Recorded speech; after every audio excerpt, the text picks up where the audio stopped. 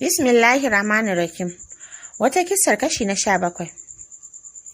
Amma da ya kalle ta ya ce, "Ai wannan kayan da kika rarraba sun yi yawa, saboda ki aka kawo bai kamata ki kwashi ki rabar ba, wanda zaki ba wasu umma ma ya isa na gode.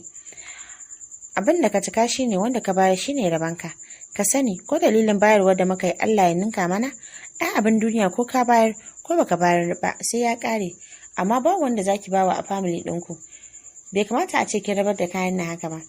Ai kowa sai da aka bashi kafin a kawo min. Kaga wannan ai ya ishe mu kai ma kwana biyu sai ka huta. Allah dai ya kara maka buɗi babban mutum. Ciyarwa ba aikin rago bane. Kana kokari sosai sai ka huta kafin su kare. Maganar hutu ai babu shi tunda na riga na ajiye ki. Dole in fita in nemi abin da zan rike ki kamar yadda yake a shari'a. Mikewa ta yi tsaye ta ce, "Kana kokari mijina. Allah ne kawai zai biya ka ladar ɗawainiyar da kake. Allah ya ƙara arziki. Bari in je in shirya kar mu yi rana." Ya jinjina mata kai, ta koma ɗakinta ta shirya cikin dogon rigar atamfa. Ta yi tumac da mayafinta da jakarta. Mufida akwai gayu. Da ta fito falo Amar bai fito ba, ta fi shi ɗakinsa. Tana zuwa ta tarar ya shirya yana ƙoƙarin saka links ɗin hannun rigarsa.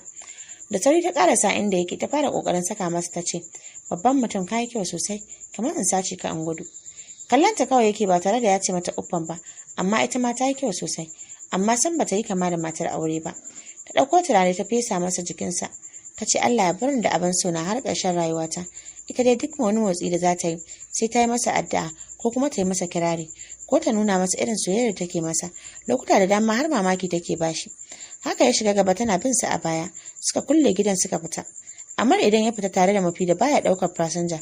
Sai da ta sa Amar ya tsaya suka sai wasu Abba fruit sannan suka tafi. Ba su tsaya ko ina ba sai gidan su Amar. Mahaifin Amar yana tsakar gida yana jin rediyo suka shiga da sallama. Abba Amar yana ɗago ido, Mufida ya fara kallo ganin su tare da Amar, yasa ya gane ita ce sirkarsa.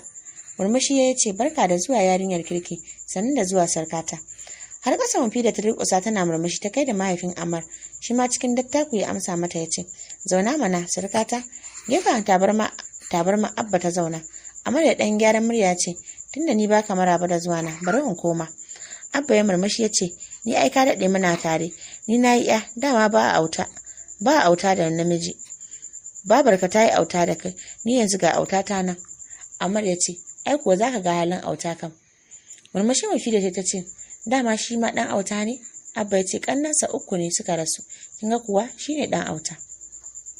Dariya Mufida ce, Umma ce ta fito daga ɗaki, hannunta ɗauke da carbi, alamar sallarwar ha ta yi. Ta ce, "Yau Allah ya yi an kawo min Mufida kenan, tun ina magiyar har na gaji." Nan ma cikin girmamawa Mufida ta kai da Umma. Ana haka Halima ta shigo daga aiken da aka yi mata. Tana ganin Mufida ta fara murna ta ce, "Anti Mufida, ashe za ku zo din? Tun ɗazu nake kallon hanya. Yayi Halima ni na makarar da mu ai, amma ai gashi manzo ko?" Duk rashin saurin sabon Mufida yadda iyayen mijinta suka karɓe ta ba ƙaramin yi mata daɗi yayi ba. Sun nuna mata karamci da dattako. Jins take kamar iyayenta sosai ta take da su suna hira. A nan har hira ta kawo Abba yake gaya mata yana kiwon dabbobi a kangon jikin gidansa. Dan suka shiga hira sosai har Mufida take nuna sha'awarta akan kiwo. Yadda take hira da iyayensa cikin mutuntawa kamar iyayenta ba karamin burge Amr yayi ba. Amr ya miƙe ya je na fifin sai kwaso kayan abincin da suka zo da su da yadda aka kasafta kayan. Abban Amr ya ce, "A ina ka samu wannan kayan haka Amr?" "Dama kayan garar Mufida ne." Abba ya ce, "Gara kuma Amr?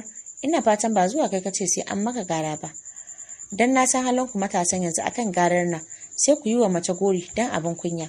Abba ya dan yi maganar a hasale. Wato Abba, halis ɗaya da Ammar san ba sa son a gazawar su, musamman akan abin da yake haƙƙin su ne su yi shi. Mufida ta ce, "A'a Abba, da cewa yayi ma ba zai karba ba. Baba ne ya kawo haka yake yi, duk wanda ya aurar ya bata gara. Amma dan Allah ka yi haƙuri ba shi ya ce a kawo ba." Abba ya kalle ta ganin kamar ba ta ji daɗin yadda ya yi wa Amar ɗin ba, ya ce, "Za ki kare mijinki ko? To ni a yanzu ya min laifi zan iya zane shi ma." Sun kai da kai Mufida ta tana marmashi, daga nan ya masa nasiha da addu'o'i. Sai da Mufida ta bi Abban Amar ya nuna mata yadda dabbobinsa da yake kiwo suke. A cikin maganarsa za ka gane tsohon ɗan boko ne. Ga Mufida da shegiyar tambaya, duk abin da ta tambaya sai shi ya yi mata bayani dalla-dalla. Bayan tafiyar Mufida Abba ya ce, "Amar, kana surutun cewa kai ta yi maka yarinta, to a manyan da kake hange da wuya ka samu yarinya mai hankalinta. Duk da na gani tana nuna ƙuruciyar wasu lokutan, amma ka bi ta a hankali. Yarinya ce mai biyayya. Ina jin nauyinta ne, amma ba don haka ba sai ka koma da kayan abincin nan. Ka kula da matarka, ka sauke dukkanin haƙoƙinta da yake kanka. Amar ya ce insha Allah. Suka yi sallama da Abba ya ba Mufida a gidansu. Bayan tafiya Amar ya kira Halima a waya tana ɗagawa ya ce ki yi wa Mufida kitso kafin in dawo ɗaukar ta. Ta amsa masa da to. Mufida da Halima ne suka zagi suka tsiri alkubus. Yadda Mufida take aiki ba ƙiuya babu ganda, ba ƙaramin bawa mahaifiyar Ammar mamaki ta yi ba. Da azara suka kammala girki suka gyara ko'ina, ai kuwa sun yi santin girkin nan sosai. Halima ta yi wa Mufida kitso ƙanana masu kyau ba tare da ta gaya mata Ammar ne ya ce a yi mata ba. Bayan sun gama kitson kuma ta yi mata jallalle. Kamar wata amarya ta yi kyau sosai. Ta samu furfulas ta ɗibarwa Ammar abincin, ta ajiye masa sai bayan sallar isha'i sannan Ammar ya zo ɗaukar ta. Ta ji daɗin wuni a gidansu Ammar don sun mata kara suka nuna mata tamkar su suka haife ta. Sosai suka karrama Mufida. Da za su tafi Abba ya kira Ammar ya nuna masa akuya aure ɗaya da kaji masu kwai ya ce ya ba wa sarkarsa, za a ci gaba da kula mata da su a nan. Ammar ya ce ba shakka an gode, to ni wanne ka bani? Abba ya ce kai sau nawa ina baka dabba, idan kaza ce ka yanka ka cinye a barka, ai ba zan kuma baka ba. Mufida ta murmushi har ƙasa ta durƙusa tana yi wa mahaifin Ammar godiya. Abba ya ce ba komai yar auta, Allah ya ba ku zaman lafiya ya ƙara muku ƙaunar juna, mu ma mun gode sosai. Umma ma sai da ta haɗa wa Mufida su tsintsiya da manyan jakan omo sannan suka yi sallama. Sai da Ammar ya biya da ita gidan yaya Maryam ta gaishe ta, ta mita akan me yasa bai kawo ta da wuri ba sai a daren nan. Suka bata nata kayan da suka kawo mata sannan suka tafi gida. Suna komawa Mufida ta gabatar masa da abincin da ta zo da shi. Sai da Ammar ya kwashi girki ya koshi sannan ya ce waye ya yi girkin nan? Ni ce, ta bashi amsa. Ya ba su da ce shi yasa bai yi daɗi ba. Ta kalle shi ta ce Abba dai ya ce ya yi daɗi. Ai dan karki ji babu daɗi ne yasa shi cewa ya yi daɗi amma babu daɗi. Sai da ya ga ya koshi ya wani fara bai yi daɗi ba. Tattara kwanakan ta fara yi tana tura baki. Sai yanzu ya lura da hannunta da ya jawar da lalle. Kurawa hannayenta ido ta kwashe kwanakanta, ta kai kicin ta wanke ta tafiyar ta ɗakin. Kin zama ta yi a falo shi kan Ammar dariya ma ta bashi, ita a dole fushi take yi. Har karfe 10 Ammar yana falo yana kallon wani fim a Bollywood. Ba zato babu tsammani ya ga Mufida ta ɗare cinyarsa. Shi a zatansa tuni ta yi bacci, sai kamshin turare take yi. Rigarta ta bacci iya gwiwar ta kanta babu ɗan kwali, sai bakinta da take shan sweet. Ammar ya ce ya haka? Na kasa bacci, kuma na ji kana kallo shi yasa na fito. Ammar kamar zai kuka ya ce kin ga daga ni ban yi shafa'i da wuturi ba. In muka gama kallon ba sai kai ba, wai ke baki san yanzu lokacin sanyi ba ne? Ba a san yawan taɓa ruwa ba. To ba sai in dafa maka ruwan alwala ba? A ran sai ce wannan yar yarinya in ban yi da gaske ba yau ma sai ta hana ni bacci. Dan haka ya haɗe rai ya ce malama ki ɗaga ni. Maimakon ta ɗaga shi sai ma ta gyara zamanta ta miƙe ƙafafuwanta akan nasa kamar yadda ya yi ta jingina bayanta a ƙirjinsa ta ci gaba da shan alawarta. Da zuwa yanzu bakinta ya zama jajazir saboda kalar alewar. Daskarewa ya a gurin ya kasa magana balle ya motsa. Lalle yau ya ƙara tabbatar da tsagwaron yarinta akan Mufida. Ammar ya yi kam da shi kamar gunki. Sun kusa mintuna 10 a haka. Ko a jikinta kallonta kawai take. Ta fara taune alawar nan a bakinta sai kuma ta tanye kafafuwanta ta jiyo ta kalle shi ta ce au na manta ma ban maka bismillah alewata ba gashi na taune ta bari in tafi dan na fara jin bacci. Ta miƙe da nufin ta tafi amma ba zato ba tsammani Ammar ya janyo ta. Abin da ya ne matukar bata mamaki don ko a mafarki ba ta zaton hakan ba. Sai da Ammar ya sa baki ya shanye alawar da ta tauna a cikin bakin ta tsaf sannan ya cika ta ya miƙe kamar bai yi komai ba ya wani mazi ya haɗe rai ya tafiyarsa a ɗakinsa. Ashe dai kuna son littafin. Binsa ta yi da kallo har ya shige ɗakinsa. Tashi ta koma ɗakinta tana ƙara mamakin abin da Ammar ya yi mata. Da safiya ta tashi ta gama breakfast bai fito ba. Tana ƙarasa gyara gida ne ya fito yana wani basarwa. Mufida ta kalle shi ta ce barka da safiya babban mutum. Bai amsa ba sai jinjina mata kai da ya nemi guri ya zauna. Ya fara breakfast ɗinsa yana wani maziwa.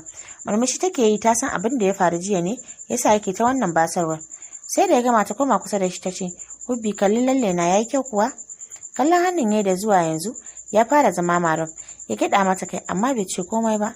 Ta kawo masa breakfast ɗinsa ya fara yi. Yana wani maziwa gabansa ta je ta zauna ta zuba masa ido. Ya ɗago idonsa ya sauke a nata ya ce sai kin sa na ƙware kike min wannan kallon haka? A'a ba za ka kware ba, kallon soyayya ne, sai dai ka ƙara jin daɗin abincin. A bani a baki mana, duk ran da ka ciyar da ni da hannayenka masu tarin aikaran nan na fi ƙoshi fa. Hararata ya ci gaba da an taya loma, ta yi ƙasa da murya ta ce, haba autan baba, mijin autar baba, ba don halina ba fa, ka gani yarinya ce zan yi maka kuka fa. Ga guri nan, mun zauna ki yi kuka, tunda ke a rayuwarki kuka kamar jin daɗinsa kike yi. Tuda baki ta riƙe hannunsa, dan Allah bebi ka bani a baki ni ce fa jaririyarka. Sai ka bar ni da yunwa.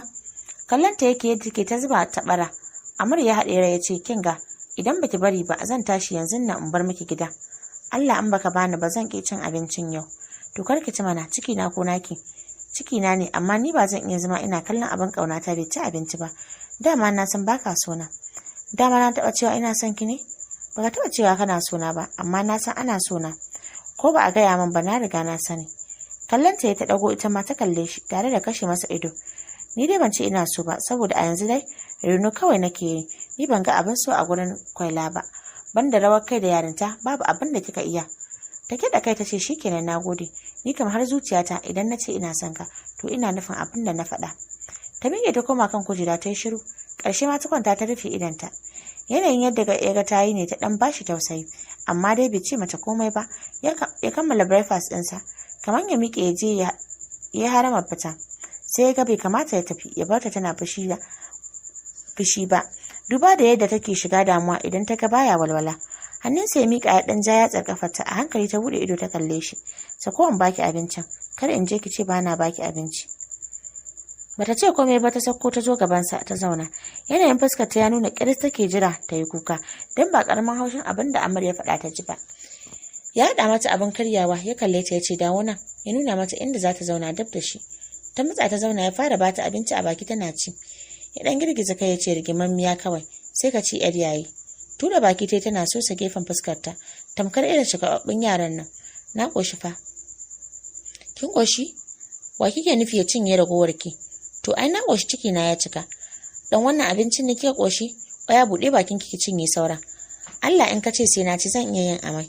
Hada rai ya ce kenan dan wannan abincin kike ci? Shi yasa baki haƙi ba sai kin cinye. Hannu ta sa ta daga rigar ta ce kalli fa ciki na ya cika sosai. Na gani rufe.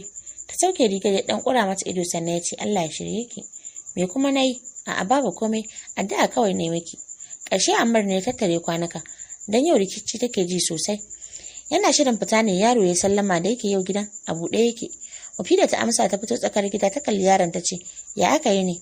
Ya miƙo mata kofi ya ce wai gashi in ji umman mu wai dan Allah ki dan zuba mata madara da Milo za ta shati. Idan kina da bota ki dan san mata ta ci biredi. Mufida ta ce ayya ka koma ka ce mata dan Allah ta yi hakuri. Ba ni nake siyan kayan ba mai gidan ne yake siya kuma bana bayar da abu sai da izinin sa. Yaron ya ce to ya juya ya tafi. Ta koma falo tana tsaki amma da yaji yadda suka yi da yaron ya ce me yasa baki basu ba? Ke fa kika ce abin da ka bayar shine rabanka. Yaya Amar kenan. Ina sanai na hana su. Kai baka san wannan rena hankalin na wasu matan ba. Ranar suka shigo nan suka nemi su rena min hankali dan sun ganni karama. Yanzu da na basu shikenan sun samu gurin zuwa. Duk abin da ka siyo tare za mu yi amfani da shi. Duk na san irin wannan abubuwan tun a unguwar mu. Amar ya ce kinga kowa rena ki yake saboda ke baby ce. Kowa yana miki kallon yarinya. Wani ga yaman ma me yasa kika ce kina son aure ni a shekarun nan naki? Saboda ni ma mutum ce kuma ina son kasancewa da abin da nake so. Zuciyata ta makance ba ta ganin kowa a wannan lokacin in ba kai ba. Ni dai na san ina son ka sosai kuma ba zan iya cewa ga dalilin da yasa nake son naka ba. Ko da yake na maka kankanta kuma baka so na amma shi so babu ruwansa. Kar ka makara rana ta fara yi fa a dawo lafiya. Ta juya ta koma ɗakin ta. Shiru amarya na wani ɗan lokaci daga baya miƙe ya fita. San bai ji daɗin yadda sallamar ta kasance yau ba. Duk sai ya ji babu daɗi. Ko da yaro ya koma ya gaya mamansa saƙon Mufida take bala'i. Jimin yar matsiyata babu a hawas an zo gidan miji an samu shine za ta yi wa mutane iskanci. Bata san mu ne masu unguwar ba in bata yi wasa ba sai na sauke mata wannan wulakancin take ji da shi. Sai zaman unguwar nan ya gagare ta. Haka ta zauna ta dinga mita tana masifa. Da ƙarshe dai haka ta saka mayafinta ta fito yin cefane. Gurin mai kayan miya ta je ta tarar da mutane sosai a gurin. Ta samu guri ta zauna. Sai da ya dan salam mutane sannan ya kalle ta ya ce uwar bibi za a zubo miki ne. Ta gaya masa abin da zai haɗa mata suna yi suna hira da Sa'idu mai kayan miya. Sa'idu ya ce amma maman Nur wannan ne watan haihuwar ki ko? Na ga da ƙyar kike tafiya. Wallahi kuwa Sa'idu a wannan watan nake sa ran haihuwa, duk na gaji da cikin nan wallahi. Ai sai haƙuri tunda kin kusa saukewa, mu dai fatan mu ki haihu a sha suna mace shinkafa.